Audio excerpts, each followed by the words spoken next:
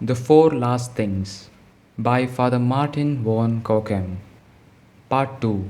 The Last Judgment. Chapter 1. On the signs that shall precede the Last Judgment.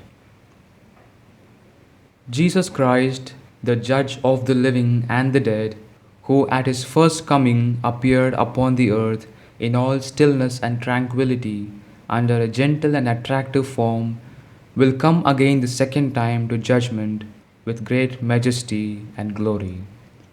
In order that his advent may not find us unprepared, he will send beforehand many and terrible signs to warn us to abandon our sinful life. Of these signs he himself says, "There shall be signs in the sun and in the moon and in the stars, and upon the earth distress of nations, men withering away for fear and expectation of what shall come upon the whole world. For there shall be then great tribulation, such as hath not been from the beginning of the world until now, neither shall be. And unless those days had been shortened, no flesh should be saved." What an awful announcement! What a terrible prophecy! Could there be any more terrible prediction made to us than that which comes from the lips of the eternal truth? When God was about to destroy the city of Jerusalem, he announced its downfall by several signs. A comet resembling a fiery sword blazed over the city, and hosts of armed warriors were seen contending in the air. Jerusalem might at the last moment have interpreted aright these signs and done penance unto salvation. But Jerusalem knew not the time of its visitation. If God caused such wondrous signs to appear before the destruction of one single city, will he not announce the approaching end of the world and the chastisements that are to come upon it by awful and terrible signs? There is therefore every reason to believe that a considerate time before the last day, fearful signs will appear in all lands in the heavens. This Christ appears to indicate in the words, "There shall be signs in the sun and in the moon and in the stars, men withering away for fear and expectation of what shall come upon the whole world." These signs will become more numerous day by day, and men will be struck with such terror that if God did not shorten those days, even the very elect would begin to despair. Then, as Saint Jerome says, the heavens will be overcast with heavy clouds, and a dreadful tempest will arise. The force of the wind will carry the inhabitants of the earth off their feet, and whirl them aloft in the air. Trees will be uprooted, houses unroofed. Long peals of thunder will resound in the heavens. The flashes of lightnings, like serpents of fire, will light up the sky, and with their forked tongues, playing about the dwellings of mankind, will kindle a general conflagration amid the crash of thunder. The waters of the ocean will be so agitated that their waves will rise mountain high, towering almost to the clouds. The roaring and raging of the storm-swept billows will last for some time. All the beasts of the earth will lift up their voice, and their dismal howls will fill the air, so that the hearts of men will stand still for terror. Yet, this is but the beginning of sorrow, our Lord tells us. What will next occur, he describes in these words. "Immediately after the tribulation of those days, the sun shall be darkened, and the moon shall not give her light, and the stars shall fall from heaven, and the powers of heaven shall be moved." This darkening of the sun will take place in the full light of midday, and as its golden rays, enlightening the face of nature, rejoice both man and the beast, so the sudden withdrawal of its light will cause sorrow and distress to the whole of creation. And this all the more because the moon will cease to shine, and her gentle, peaceful light will no longer illuminate the shades of night. All the stars also, which bespangle the firmament and cast a glimmering to earth, will disappear from their accustomed place. This awful darkness will strike such alarm and anguish to the heart of all living creatures, both men and brutes, that the mourning and lamentation will be universal.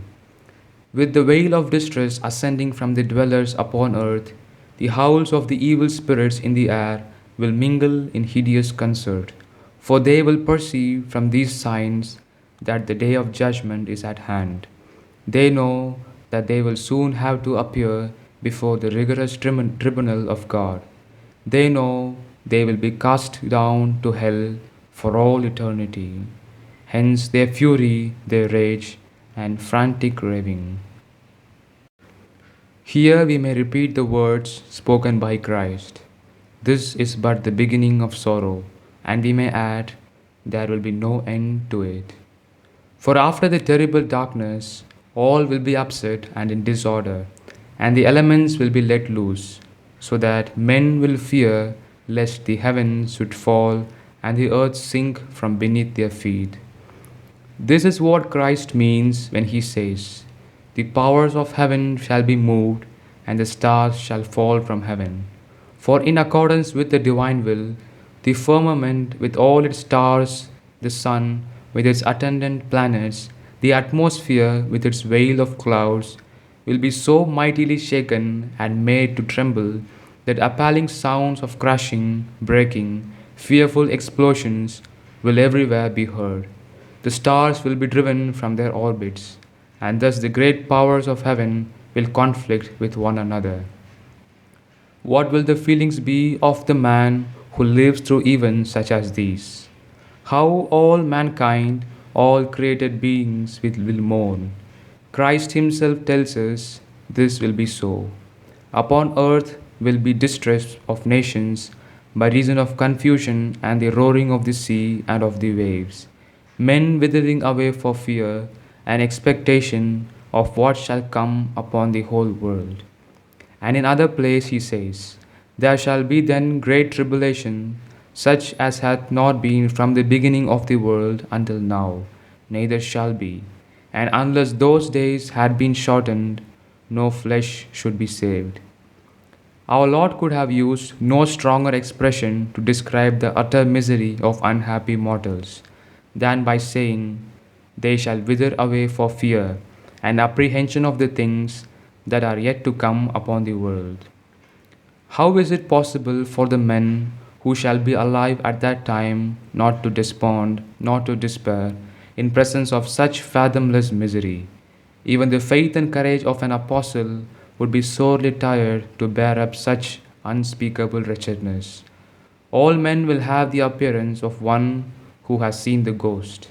Their hair will stand on end, their knees will strike together, they will quake with fear. Their terror will deprive them of the power of speech. Their hearts will die within them for tribulation. They will lose reason and consciousness. No one will help his neighbor. No one will comfort his neighbor.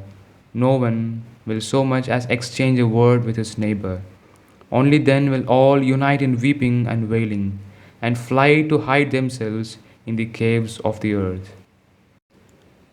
When this lamentation has lasted for a time, the God of justice will put an end to their misery, and all that is beneath the firmament of heaven shall be destroyed by fire. For fire will fall down from heaven and ignite everything with which it comes in contact. In many places also, flames will spring up out of the ground and terrify unhappy mortals to such an extent that they will not know how to escape from them. Some will seek shelter in cellars and caverns. Others will immerse themselves in rivers and lakes. The devouring flames will spread so fast that the forests will be set on fire, and the towns and villages will be included in the destruction. At length, the whole earth will be on fire, and a general conflagration will ensue, such as never has been seen or heard of. The heat of the raging flames will be so intense that the stones and rocks will melt, and the sea and all waters upon the earth will boil and hiss. All men then living